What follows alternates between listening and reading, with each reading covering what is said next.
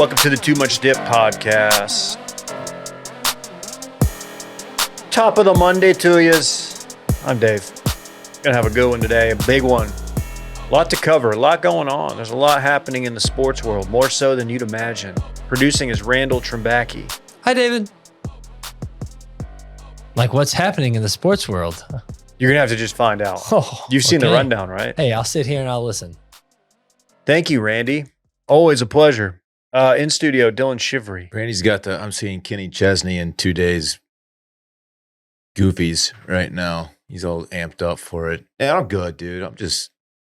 Sports are fun, man. I'm here to have a good time and talk about it. Are you saying that Randy's checked out?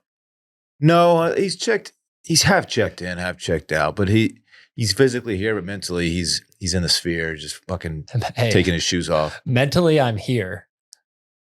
He did the thing. He did the meme. Yeah. Shouts to Sunday Scaries. Don't flex your pecs at me. What are you doing? Oh, I didn't know y'all could see that. I can see it. Oh, that's cute. The folks at home really can't because you have your laptop guarding it, but Take your shirt off and do it. I've got a pec guard. That's why I keep my lappy right here to guard the pec flex that I like to do. I haven't worked out, and this is probably the longest in maybe 7 years. We can tell, dude. You can do other stuff. You can get away with some push-ups. I can now, but those past 2 weeks, I couldn't do it. Like literally just moving a little bit would hurt the knee and in motions that you wouldn't even think. But no, I'm excited to work out again. I'm sure this was discussed elsewhere, but you endured the whole move of apartments, sans knee. I completely glossed over that tidbit, right? Yeah, it wasn't fun. Let's just say that. Okay. Doesn't sound like it. Thanks. All right. Thanks for confirming. Let's That puts just. that to rest. Dude, moving typically is fun. I love a good fun move though. Yeah. Just like a new place, new you, chance to be somebody new place to crank. If you're Randy, Hey, every place is a new place to crank if you're anyone. KJ. Speaking of, Yeah. I feel a little bit slighted. I'm realizing my setup here. I can't flex my pecs without it looking like I've got just kind of, I don't know, big situation going on, just like right between the pecs. Like it just wouldn't look good if I was just sitting here trying to chest this thing up here. I don't know. I can't do that on cam. that was a good image. Mm-hmm. Yeah, we're definitely not thumbnailing that. Veto power. How are you boys? Just straight chilling, dog. Yeah, just kind of chilling, just straight up in chill mode. We're listening to some Newfound Glory before the pod. Really put a damper on my mood. You know what? I scratched a little note out here. I was going to request a brief safe space and allow Dylan to not be judged and then excuse himself for a moment because I don't think he'll know who we're talking about. But I don't know why, but I just can't get into Turnstile. I know it's the uncool thing to say. I'm not here to say that they're bad. It is not a them problem. They make quality music. Music that I should like. I don't know why. It has not yet clicked for me. Maybe the genre might have left you, or you left. I don't know. Right? I don't know. Is it because spent all their like- songs are all caps? It shouldn't bother you. It bothers me a little bit. We'll just okay. It's like the opposite of John Duda's headline writing back when he was in the blog days. But He's the king of lowercase. I loved it. I don't know. I mean, I'm like in my fucking Deftones era right now, several years late, when I was only big on the singles back in the day. So I should be right there. I don't know what my deal is. I'll come around, probably 5 years. Yeah, look, I get it. I like the new album. I've only given it one spin. Once I give it a couple more spins, I'll let you really know. Shut up. But I think it's a good follow up. No, dude, look, it's tough getting into. There's certain genres that I have parted with, not out of like necessity or not on purpose, but it's just like, oh, like me with like Texas country. There's at some point I was like, oh yeah, I don't really listen to. You're not gonna catch me listening to like Pat Green and those type bands really anymore. So when there's a new artist that comes out that's in that genre, it's very the bar for them to get to win me over It's very difficult. And the same goes for the hardcore genre, which Turnstile falls into. Like I stopped listening to that stuff a long, long time ago. So I'm a tough nut to crack. You understand? Coetzel was that like bookend for me. Like anything post Coetzel could be great, could be better than anything Stoney LaRue's ever thrown down the stairs. But I don't know because my brain won't accept new entries into that category. I fully appreciate 100%. That thought. Where does Texas country end and Americana begin? Americana has kind of would be the pivot for me. Replaced it. They're very. You know, I don't really know how to talk about it technically, but I just know, like, as far as like songwriting goes, like Texas country, you're dealing with like the same 3 or 4 themes. It's like that's your like basically like your Texas nostalgia. It's a lot of your going to the beach, not wearing shoes, barefoot, that kind of stuff. Yeah, and it's also like very, I don't know. I know I'm limiting this. I'm to like my college era when I was really deep into the Texas country game, but Americana doesn't really have like, you're not going to have like fiddles and stuff as much. Like, yeah, you're right. Less string, I think. I don't know. Steel guitar could play both ways there, but I definitely feel like bigger player Texas country Red Dirt. I don't know. You've got like the whole Red Dirt. I don't know. We're getting too far into the weeds here, but my brain's like, okay, well then you got like Red Dirt middle ground and that starts trending towards Americana, but whatever. I mean, at the end of the day, Americana is kind of a broader genre encompassing American roots music with influences from various styles like folk, blues, bluegrass, and rock. Well, Texas country, more specific subgenre with strong roots in traditional country, folk, and rock with a significant focus on Texas-related themes and sounds. Yeah, that's the thing. That's well said, man. That's the thing about it. Bluegrass, it just got overly Texas-y. Yeah, there you go. Everything was Texas-y. It was like, I'm gonna be down in New Braunfels. And it was like making fun of how people roll their joints in Oklahoma, for example. Making fun of other states. Ironic as that band was from Oklahoma. That's right. That's true. A little self-deprecation. That's music talk. Hard F in that song. But anyway. Oh yeah. Oh yeah. One of the harder ones in song that I can remember. Oh man, let's just jump right. Where do we want to start? Where do we want to start? We don't just knock out this college athletics stuff. I think that's probably the biggest story for this pod. We can do that. KJ, I'm hoping you have some things to add to this. I have a very high level understanding what's going on because if I'm being quite honest, it seems pretty convoluted and confusing to me. Anyway, you're a caveman. The house settlement thing has been agreed upon. College athletics, NCAA basically has no more jurisdiction over college sports. And what is it called? The College Sports Commission has been formed, headed by MLB exec Brian Seeley. He's the CEO. And basically, universities will be able to share revenue now with their college athletes. The salary cap for the first year, I don't know if it's officially called a salary cap, but that's what I'm going to call it, $20.5 million. And that is to be allocated across all sports. And I think it's up to the university, like where the majority of those funds go. The big, revenue earning sports like football are probably going to get the lion's share of that. And then it probably goes to basketball after that. And then it kind of trickles on down. So $20.5 million to be paid directly from the school to players. That has nothing to do really with NIL. NIL collectives are still very much a thing. Players can go seek their own deals with sponsors. So this is just in addition to the NIL movement. So, I mean, players are getting paid these days. Along with that, there has been a $2.8 billion back payment agreement going back to 2016. So college athletes who missed out on NIL going back to 2016 are going to be paid out. I don't think it's a ton of money. I think that $2.8 billion is across the whole country, and of course, divvied up among many, many athletes. So they're not going to, retire off this money, but they will be compensated for it. And that's like the basis of what I understand.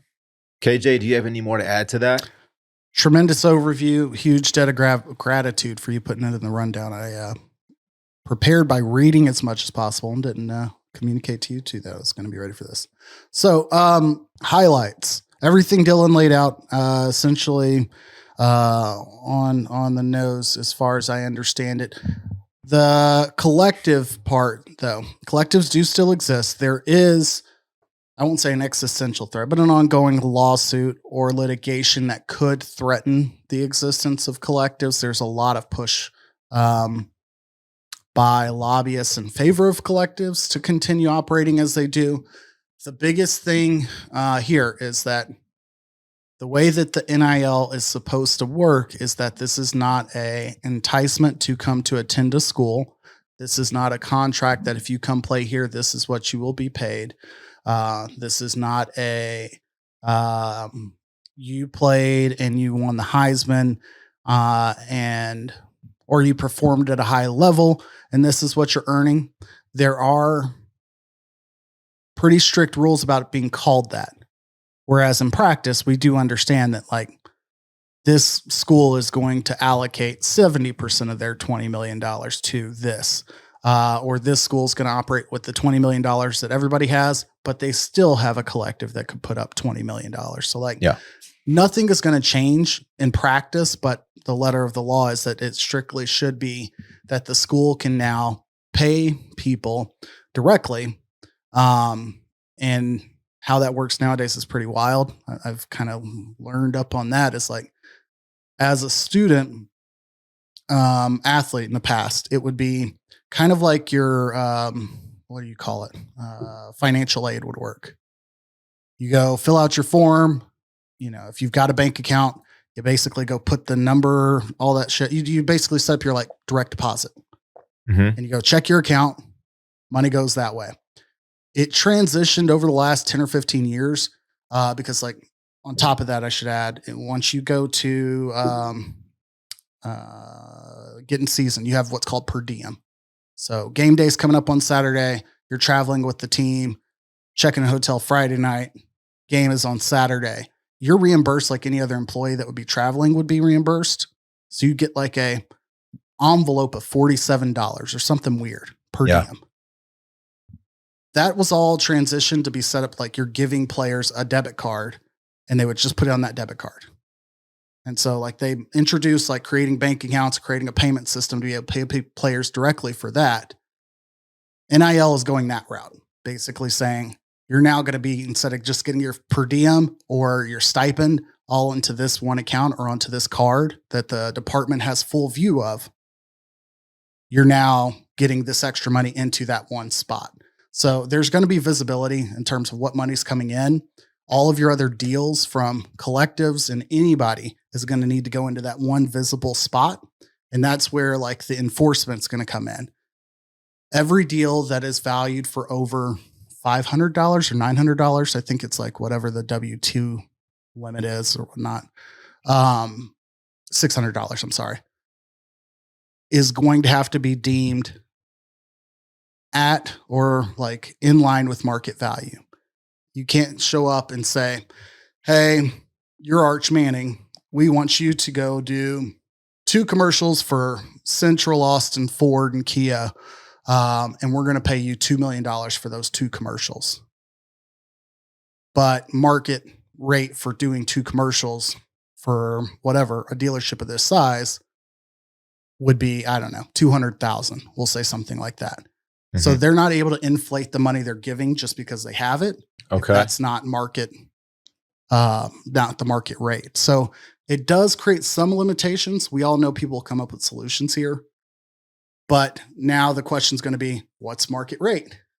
That's not the NCAA just deciding. It's now the new CSC staff to basically say they're working with Deloitte, or as Dave would say, one of the big 4 accounting firms. Big 4. To create a system that evaluates every NIL deal to whether or not they're market appropriate. It says there's an NIL Go platform being launched to verify what you're talking about specifically. That's the platform. As I was kind of getting to like creating a central location. How unnecessary is it that within all of this information, they're highlighting this NIL Go platform? So like they're Yeah. just basically trying to prop up two things. One, that there is visibility. We all know where it is. You're familiar with it. It's come here before. You know it. Nothing's changing. And two, whoever the fuck's designing NIL Go is clearly invested in making sure you're knowing the name NIL Go. Like that's some real Max Plus bullshit for that to be in the press release. Like it's just so silly. Yeah, I don't. It's yeah. Like why do you care what the platform's called? You're not an athlete. If the athletes know, like who gives a shit? But anyways, so go ahead. Another unfortunate layer to all this is like these universities, they're not obligated to pay out the full 20, as far as I understand it, the full $20.5 million. Of course, to be competitive in your sport, you're probably going to have to. So the Correct. schools that earn plenty of revenue, it's going to be, not much of an issue for them. But the small schools who aren't on TV, aren't on ABC every weekend, and they have, their revenue is much lower than, say, Ohio State, Alabama, they're going to have a tough time keeping up. And that's unfortunate. Like the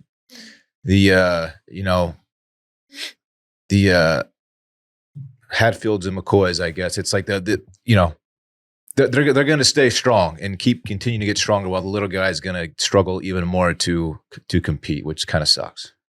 Yep. On that, so the minimum spend, you're right. There's not a national or like a NCAA wide. Like NCAA is still going to exist. Like the NCAA tournament is still going to be the NCAA. The competing association that like is going to drug test people, that's going to verify that people are enrolled as students, like the clearinghouse for students. All of that mechanism is still in existence, I believe. So like the competitive balance background, there's still going to be that, because for every other sport, there's not a college football playoff that just shows up and like is gassing up money. There's not a clearinghouse. I mean, though they work for them, but like that whole system still is around. But to your point, the minimum spend, there's not a nationwide minimum. However, conferences like the Big 10, SEC, Big 12, I believe the ACC, at least the Power Four, have all signed on and agreed. Like we're all spending the full 20. Okay. However, they divvy it up, it's still up to them. But like they basically made it clear, we're not going to play this game of like, we're selling to the public that we're going to revenue share, but some people are going to be real stingy about it and or like play broke about it and just not do it. And they'll be like, well, we don't give a shit about competitive balance. I don't know if you're Stanford or Vanderbilt or some other small school. And they're like, well, we care about medical research and all this other shit. And like, we don't have 20 million to do blah, blah, blah, blah, blah. Like if you're going to be in a P4 conference, you've got to sign on and do that. I believe some of the smaller conferences have similar agreements in place. What it's going to lead to is, as a college program, and I guess we'll just focus on football and or basketball, we've seen over the last couple of years the common sense existence of like teams now have a GM to like negotiate with all these agents and figure out players and roster management. Great. But what teams and schools will also have is essentially a room full of people who their job is business development. Your job is to create as much incoming money to this program. I'm not talking about selling tickets. I'm not talking about calling boosters and getting their names put on a building and tell them they can go sit by the quarterback at an upcoming dinner. I'm talking about calling GE Electric and, Kava. I don't know. I know why Kava's a friend of mine, but Kava. I just saw a terrible video. Anyways, name your whatever business. Like their job is going to be creating opportunities for those businesses, put money into the program, whether that's a practice jersey patch, whether that's a bunch of shit posted around the stadium, whether that's private equity, just dumping money into your program in exchange for an incremental future amount of money, ? Like shit's about to get really weird around college programs. Because it's, in order to make that 20 million back and more, somebody's going to have to start doing some deals. Because like you said, Ohio State's got it. Texas has got it. I'd say like 35 to 40, maybe 50% of the schools have that no problem. And where are you going to get it? From TV. is what people say. Streaming TV contracts first, conference money. Great. Nobody's going to be happy with only making 20 million revenue. You got to pay literally for everything else.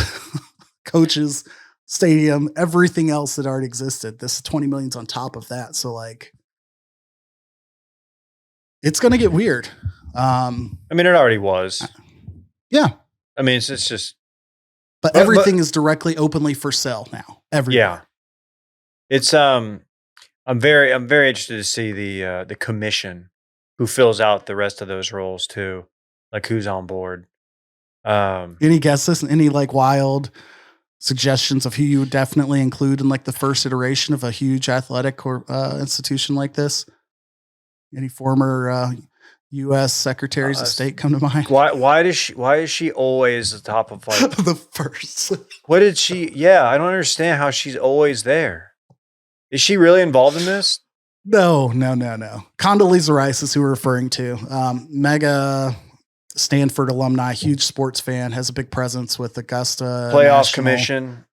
But she was a part of the initial college football playoff commission, who was like ranking Bama and Georgia back in 12. She was there for the initial TCU, Baylor, that whole saga. Like that was the first year. That was like 14. I think it was 2014. Well, she was probably just touring Waco and she just happened to be in the area. There you go. I don't know. It's the whole thing. I mean, most people are like glazed over, like, okay, yeah.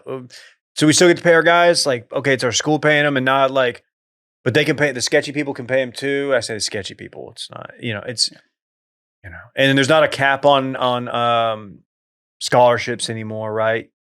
105. 105. So it's rosters are capped. That's the thing. There's not a cap on scholarships, correct? Which used to be 85.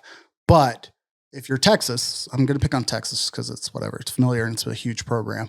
And they've always had the most double amount of numbers on a sideline that I've ever seen. But if you're a team like that runs a roster of like 120, you've got 15 guys who were instrumental to creating scout team for your special teams, scout team for your offense, scout team for your defense.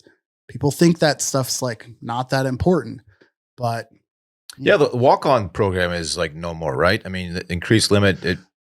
Correct. You can no longer essentially like in a true walk-on fashion. Like right. You can no longer essentially like show up on campus and then go be in a group of 30 people and then be picked to then become a member of the team in the traditional sense. You have to be like compensated as a member of the team, which means that gateway to get in, like teams can probably still hold tryouts to be a part of that 105 if they have trouble filling out 105. But they'll be on scholarship if they make the team. But correct. But that 105 cut list is now not like filling up a backpack full of cereal at the food hall like I was. And scholarship limits for all sports has been changed too. And not all of them went up. I think baseball has fewer scholarships to work with now than they previously had, or roster limit.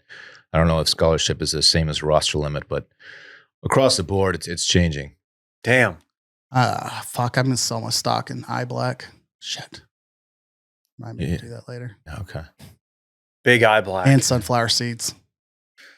Damn. Fewer baseball players means, especially college baseball players, fewer baseball seeds. Damn it. Oh, shit. Sunflower seeds. There you go. I'd like to strike that official GD from the record. We've said worse. You've said Hey, worse. tell that to St. Peter, not me. I can't give you that forgiveness. I know.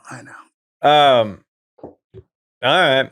Well, hey, we're going to continue. It's a mess, but it's, it's all the same. I guess I want to hop over to hockey real quick. Stars fired Pete DeBoer. And that's a big deal because Stars fans, I'm a Stars fan, KJ's a Stars fan. But also, like, you really don't see a crash out quite like a coach lead his team to the Western Conference Finals 3 years in a row, which is very tough to do. And then, like, 2 days later, not 2 days, but like a week after they lose, they played like pretty much, they got dominated, okay? Edmonton dominated them. We can say that now. He gets fired. And the reason he got fired is because he lost the room and he lost the players. And the reason he lost the players, I think, is twofold. He pulled his goalie. Yeah, he pulled Jake Ottinger. But also he threw him under the bus afterward. We talked about that. And he lost the room. He lost a lot of the veteran guys. They didn't like that. And then also, I think a lot of it is just kind of in that series after like Rope Hintz has his foot fractured on just a unnecessary something that does happen a lot, but like that play that we talked about where he had his skate slashed by the heel of Nurse's stick. DeBoer wouldn't let anybody retaliate. And so, okay. And like me, red meat guy wants, you want somebody to go retaliate, but you want him to do it like in a way that isn't like moronic. But I think like the guys, like the Jamie Benns of the world, the guys on that team, they're like, okay, well, we can't just get punked like this and not do anything. Rope missed a game. Come to find out he actually has a fracture in his foot. And anyway, so DeBoer's out. I don't know what they're going to do. I listened to some stuff and I don't know who they're going to go after. It's fine. But it does make me sad because DeBoer's never won a cup. And there is this trend of him throwing goalies under the bus. He did that in Vegas. And also there's after Vegas got rid of him, the next year they come back and win the cup. So maybe it works out for the Stars, but it really is kind of hilarious. And it's almost has me wondering, like, did he want out? Like, because he kind of looked like a guy who was done. And he had to have known when he was up there. He had 1 year left on his deal. Does he want out? Like, does he just not give a fuck? Like, I don't know. It was very bizarre. But that's not to take away from the Stanley Cup, which has been pretty great through 2 games. The game Friday night was excellent. I did my best, KJ, to alert the world that we had some serious hockey going on. The group text needed to know. I didn't know who was watching it, but it was good. I had it on a second or a screen. Yeah, the DeBoer situation. I mean, he was in Vegas before this, and Vegas had their run of going to the Stanley Cup Finals in 2017 has a new franchise, maybe more recent than that if I'm getting my years wrong. But like right out of the gate, and then success with him, and then the run-in with Fleury that you alluded to. Something I've only recently learned over the last couple of years of the Stars changing coaches, 3 times now? Over 4 or 5 years because of the quick Montgomery exit, is just how recycled all their coaches are. Like, he's going to be on a team that is in the final 8 teams in the playoffs next year. I don't know if that's limiting it at all, but that's going to make it a run in the playoffs. He's a great coach. He's that really doesn't good. mean he should stay the Stars coach. I don't know what it is about like hockey where I understand that maybe in my understanding of hockey, which is limited, I feel like that and baseball are sports where from a managerial standpoint, your influence is very strategic and structural with like how you're building the program and your systems and your schedules. And obviously there's in-game decisions made, but more about influencing the room. Whereas like in football, my most familiar sport, you can have coaches who probably lose a good percentage of the room and are tremendous schematically, technically, to where losing the room doesn't matter because they're getting shit done still. And like, that's going to buy them time. You can't do that in a room of 22 dudes or whatever. Half of them, from other countries where they probably don't hesitate cussing out a coach in the hockey in the locker room. Yeah. I don't know. It sucks, but like we were talking about this earlier in the office, like watching the Stanley Cup Finals, I'm like, oh yeah, the Stars aren't really in the same league as these 2 teams. Like they play a different game, a different style, and like I have no faith that they'd be able to compete with Florida. But I think I said this last week. Are you gonna watch? You asked us. Everybody was like, are you gonna watch more Stanley Cup or more NBA Finals? Definitely watch more Stanley Cup, but I'm still posting I'm watching a lot of basketball, more than I thought. Now, last night, I actually, through 2 games, I pretty much turned it off. Once you get to like a 25-point lead or whatever, a 20-point lead, I know you're the Pacers, but you're not going to do that twice in a row. But yeah, like 2 or 3 minutes into the 4th, like if I don't have a feel like something is shifting, it's like, all right, well, this is, and you can see it. You can see like people have give up face in basketball so quickly. Yeah. It was fun to watch before the game. Did you see Don Nelson get the Chuck Daly Award, and he wore his Lucas? He wore a pair of Lucas and then told everybody about it. And he was like wearing them out of protest. I guess he still has some solidarity there. He's got a solidarity. He's the godfather of the Euro player, as he's one of the guys who found Dirk. But yeah, I don't know, man. The Pacers Thunder game 1 was hilarious. As a noted Thunder hater, I did watch it. Still don't think the Pacers are able to win 4 games, but yeah, it's at least you can turn it on in the last 5 minutes and you might have something interesting to watch. Got 2 games in Indianapolis here coming up. So anybody else in on this, or am I the only one watching ball here? I'm catching highlights, so I'm not really invested. I do know there was an ass whipping last night. Mm-hmm. Yeah. Did you see the highlight of the finish in game 1? The game-winning shot from Halliburton? I did. Yeah. So, I'm sorry, I just want to confirm Dylan did. Yeah. I feel like, I don't know. I said earlier in the playoffs, like, it feels weird celebrating tremendous, like, historical shots like that in basketball or in these playoffs where you have 7 games and multiple rounds, because you're like, oh, that's going to get forgotten. But when you have some shit like this and it happens like 2 series in a row, if they go on to win, like, I'm not going to put it out there publicly. I'll allow David to decide if he wants to restate his opinion about the run that the Pacers have had.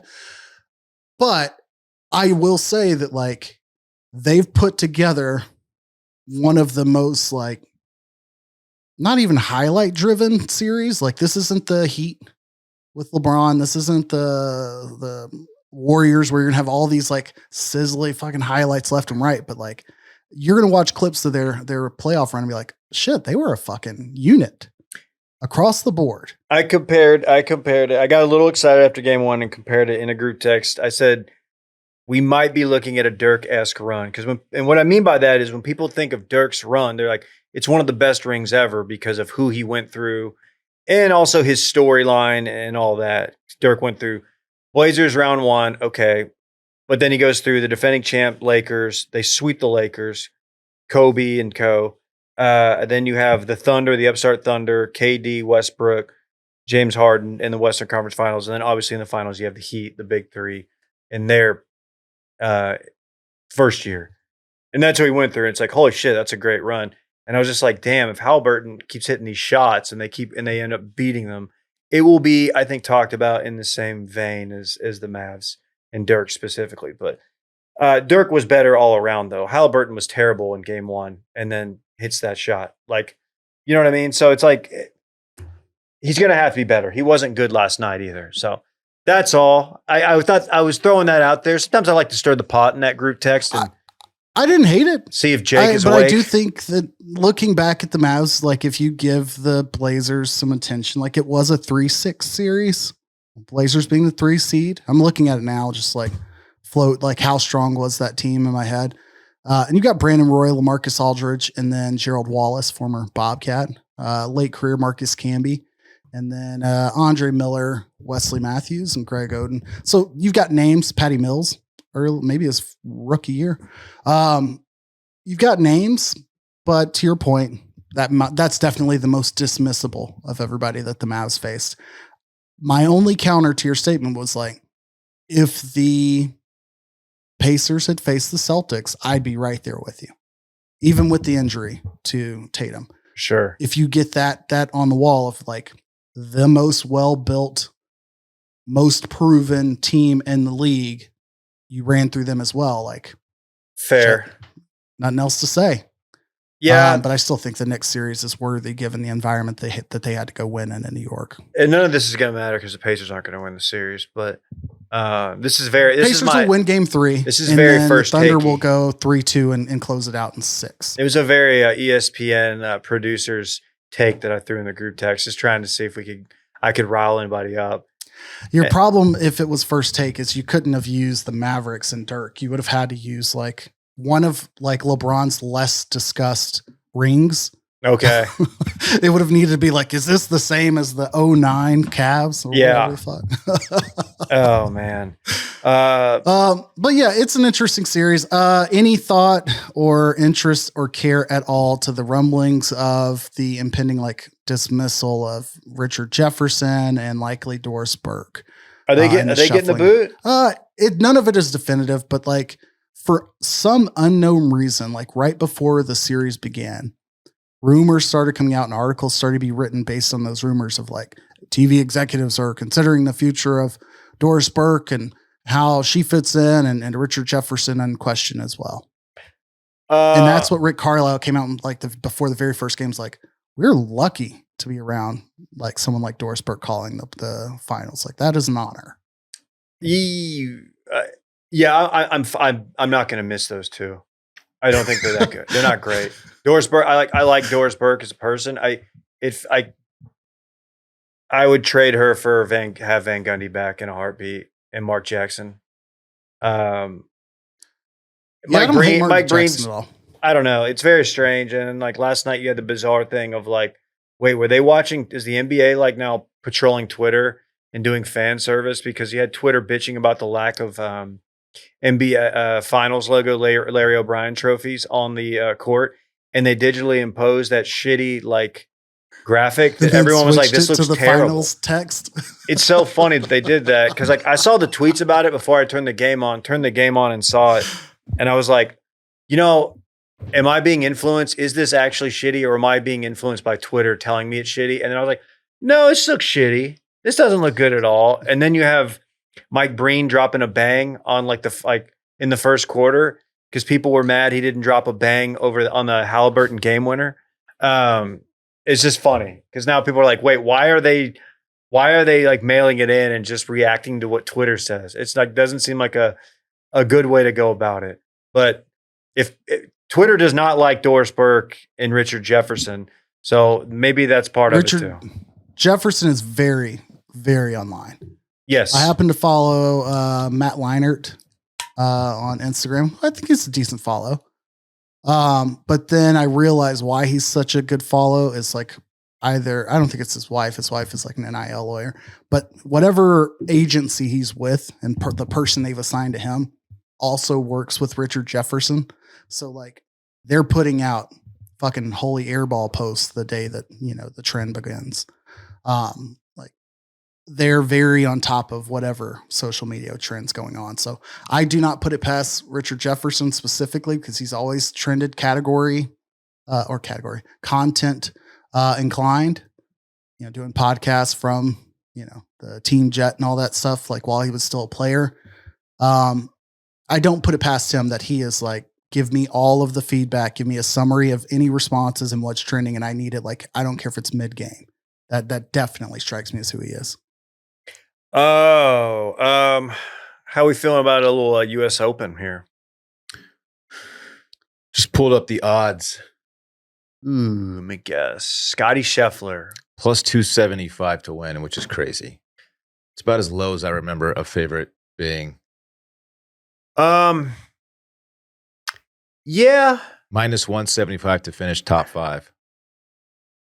Yeah. I mean, that's wild. That's pretty crazy. Did you guys see that the rough, it turns out the U.S. Open at Oakmont is going to be quite deep. We have this same conversation every year for the U.S. Open, don't we? It's the funniest thing. Yeah. I love I like the players are leaning into it a lot. Some of them are not doing it ironically, by the way, but like, yeah, it's like 5 inches deep or whatever. It's very penal is the word. You're going to get penalized. You're going to lose a shot, Randy. You understand what I'm saying? Penal? You want to find fairways, Randy. So who does that favor? Guys who drive the ball straight. Guys who hit fairways. Something to think about. It's a very BDE. A very proper test. Everybody likes Oakmont for a U.S. Open. Your last winner there, Dustin Johnson in 2016, I believe. So the guys who can hit it straight. I'm very interested in seeing Bryson. Bryson, obviously one of the longer guys. Problem is his irons. His irons haven't been good. I don't know, but he's like top 3, right? Or is he 2? He's second. Yeah, plus 750 is what DraftKings has. Ooh. And number 3 is John Rahm at plus 1200. Ooh, the John Rahm resurgence or a resurgence. Resurgence. Resurgence. No, You it's just pulled it- resurgence. You got that from Randy. I 'Cause did. Randy said that. Yes, I've infected the mind of David. God. Is that the surgence of Rhea? Oh, Rory is also plus 1200, so minor correction there. Rory gets his driver dinged a few weeks ago. Gets pissed off about it, cries about it a little bit. Rory's on like an all-time I've never gone back and forth on a player so much in one season. But anyway, he's mad about it. Now he's got it leaked to the media that his driver failed and he had to switch drivers, the PGA. So I don't know, him coming in now, I don't really trust him coming in with a driver he's not comfortable with. But it'll be fun. It's always a great Father's Day weekend. I think we're due for the Ben Griffin show, though. You guys been following the Ben Griffin show? Tell us about the Ben Griffin show. She's the namesake of the Florida football stadium. Doesn't matter. Keep moving. Nothing. He just won a couple weeks ago, and he almost won. Plus 7,000. Plus 7,000. Plus 7,000. Might be worth a little sprinkle. Might be worth Ben a Hill little Griffin sprinkle. Stadium. Yes. Yes. He's the guy who couple years ago, somebody was like, "Hey, put your money down on Ben Griffin." He just started taking creatine, and then he apparently after he started taking creatine, it lined up perfectly with him playing better, which is just funny. The creatine resurgence is shocking, Randy. Rory's still doing 20 milligrams a day. 20 milligrams is crazy. It's creatine. It's creatine. Thank you. That's all set up for Randy. That's what this show is. Just setting up Randy for that one moment. Thank you. No, I don't know. I don't know, man. It's hard to bet against Scotty. I like who does Daddy like? I don't know. What are Zach Johnson's odds? Let's look. Zeege. Is he even Scroll qualified down. to play Let's scroll in the US down a Open? bit. Oh, I'm not seeing Zeege. Fuck. I'm just kidding. There's no way he qualified, right? Oh, dude, plus 17,000. Are you serious? I didn't realize he was even able. Is he playing in this? Yeah. If I'm seeing this right, I don't know. That was a joke, and sometimes jokes turn into reality. And then next thing you know, you're putting the house on Zach Johnson. I'm not seeing him at plus 17,000. Okay, In case good. I just missed him. Or Okay. It's possible I just missed him. I mean, Well, it's very possible the AI has failed me. Not a ton of storylines here. I don't know if there's anything to be horned up about outside of just it being a sick test and it being fun. Pittsburgh, you gotta love Pittsburgh. I will. It's not even. I don't know how it's not on the rundown. It is on the rundown. We've replaced the college baseball minute with the college softball minute. by the way, college baseball's only one SEC team has advanced to the College World Series. Arkansas. Can I ask? A little overrated.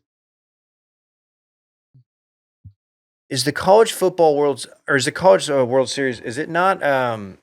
Is this not drawn out a little bit? It feels like I don't know. It feels like that this has been going on for 2 weeks. Am I crazy? Regionals started, I guess, a couple weeks ago now, and it gets more publicity than the ladies do on the softball side, like the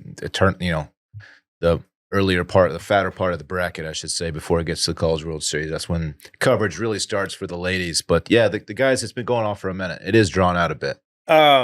Pretty much my entire coverage of or knowledge of college baseball at this point this season has been through Big Content Guy tweeting Arkansas stuff. So I know a lot about Arkansas and Tennessee.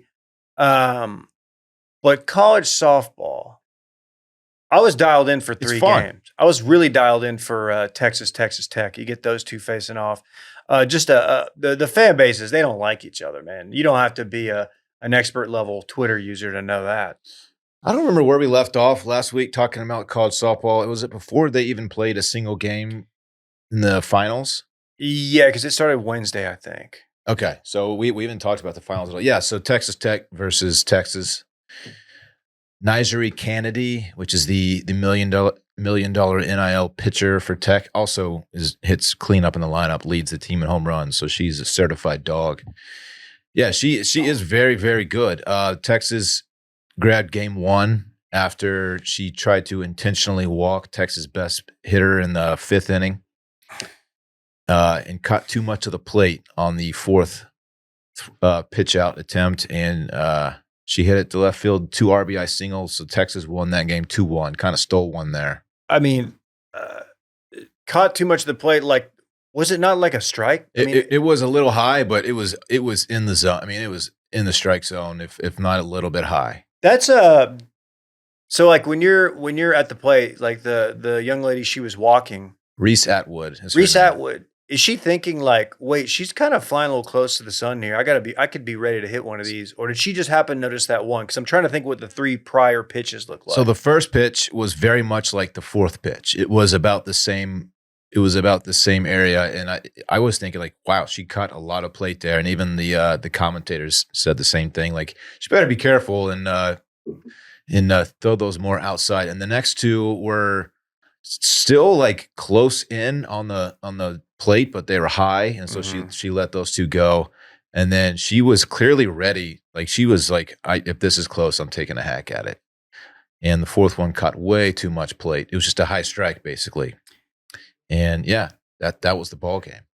With apologies to our friends at Texas Tech, that is perhaps the funniest way to lose a game. Yeah. Game 2 was ugly. Yeah. Texas made like 4 or 5 errors in the field. Every earned run that Tech scored, or I'm sorry, every run was an unearned run.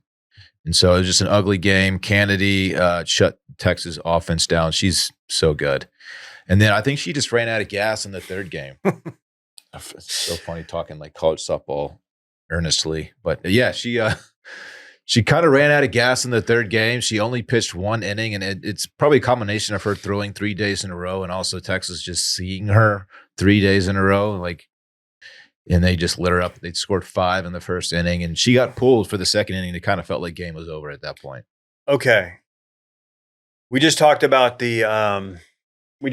money, paying players, all that. Is a dominant softball pitcher like her, do you get the most bang for your buck? Because Absolutely. You pay her $1 million and she goes out there and pitches all 3 of your World Series games. No offense to the rest of the Texas Tech softball team, but they're just okay. I think that's fair to say. Like, they didn't have a great offense all season long. Obviously played well leading up to the finals in the World Series to get to that point. But if you have a pitcher who is dominant, and not only is she dominant, but she can just throw seemingly an endless number of innings, it's worth like 5 position players NIL-wise. Dude, the return on investment's insane. It's insane. They also announced between games 2 and 3 of the series that she had signed on another year at Texas Tech for another $1 million deal. So that was another storyline going into game 3. And Texas just lit her up, and she was out after the first and hit a grand slam 2 innings later, and it was 10-0 at one point. I mean, like, imagine if you could run like DeGrom out there. Yeah, I know. For like an entire series. It's in my opinion, it's kind of an inherent flaw in the game, having a pitcher that can just throw and throw and throw. Because if you get a really good one, like, you're fucking set. Like, you're in every single game. Until they go through the lineup 15 times. Yes, until you see the same pitches and they realize for the 15th time in a row. But yeah, you're so right. Much you can do. Like, she earned every bit of that $1 million NIL deal. So good for her. Good for Tech for getting that far, but she just kind of ran out of gas there at the end. So my Longhorns, they took it home, Dave. KJ, which player did you Instagram the most? Let me close some tabs here. This segment has been provided by about 6 tabs here, just seeing if the roster was in fact just okay. My only takeaway here about softball and college women's softball, et cetera, I kind of like the avatar behind the scenes headgear situation that you get for pitchers in college softball, like the miniature catcher's mask. I kind of dig that. I'm a big fan of like protection over vanity. But it is also one of those sports where I've got to go do more legwork to see where NIL money should and should not be spent. So, all in all, great product out there. You keep it up, ladies. It was fun to watch. This is the first time I've actually paid close attention to college World Series on the ladies' side. I will. It was fun. I will be tuning in going forward. They have earned my business. Yeah. I can't say that. Look, this does kind of correlate with the Mavs not being involved in any of the postseason stuff, but I will give them my attention because you know what I like the passion. Passion is the word. Anytime I can be in the gym locker room and like be changing and hear a conversation with two guys over like talking about like women's softball, and they're like, yeah, they're name dropping players and stuff. I was just like, wow, Yeah. sports come a long way. And each program was playing for their first ever national title, which was another cool little element to this series. There you go. Yeah. There you go. Good for them. So you just the real thing is you go pay the two best pitchers $1 million each, and you're set. You're going to like, you know what I mean? Yeah. Yeah. It's, Just go get two dominant pitchers and you're good. yeah. It's insane, man. And she can absolutely shut down an offense. It's nuts. Yeah. She did. She's insanely A good. 2-1 softball game feels very rare Yeah. because, like we said, we've talked about like there's girls hitting like 500. Yeah. They're putting bat The on the batting ball. averages are crazy, and so they can get really, really high. It's nuts. Ah, KJ. I just want to add while we're on women's sports, college women's sports specifically, I did miss the week where y'all probably talked about NFL players playing in flag football. So I don't know that I want to jump back into all of that dialogue. We can do that another day. But I was curious to know if there was ongoing support or anything coming down the pipeline. It looks like there is. Women's college flag football has been recommended as of February officially to the NCAA as a sport to add to its list of sanctioned sports.